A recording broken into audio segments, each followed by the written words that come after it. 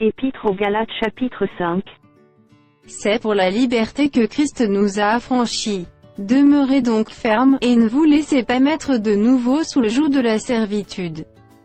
Voici, moi Paul, je vous dis que, si vous vous faites circoncire, Christ ne vous servira de rien.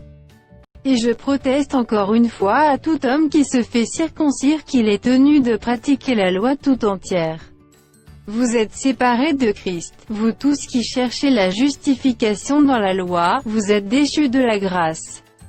Pour nous, c'est de la foi que nous attendons, par l'Esprit, l'espérance de la justice.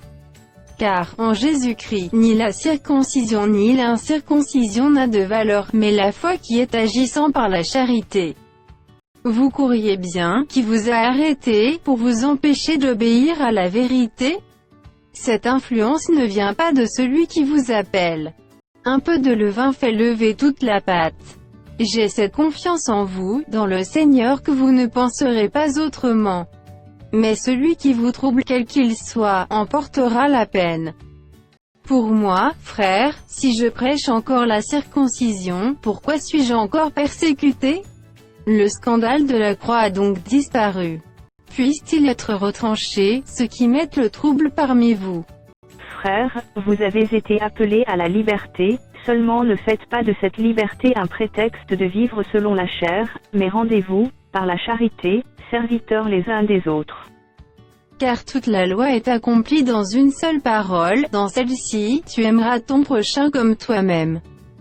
Mais si vous vous mordez et vous dévorez les uns les autres, prenez garde que vous ne soyez détruits les uns par les autres. Je dis donc, marchez selon l'esprit, et vous n'accomplirez pas les désirs de la chair.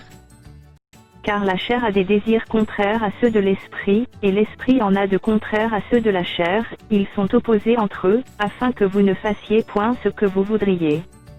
Si vous êtes conduits par l'esprit, vous n'êtes point sous la loi.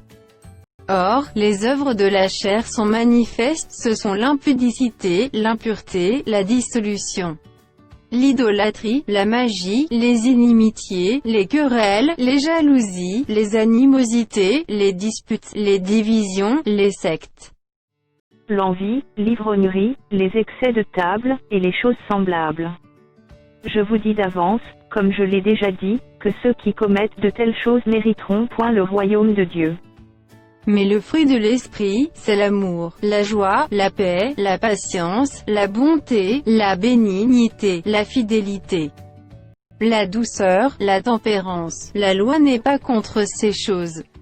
Ceux qui sont à Jésus-Christ ont crucifié la chair avec ses passions et ses désirs. Si nous vivons par l'esprit, marchons aussi selon l'esprit. Ne cherchons pas une vaine gloire, en nous provoquant les uns les autres, en nous portant envie les uns aux autres.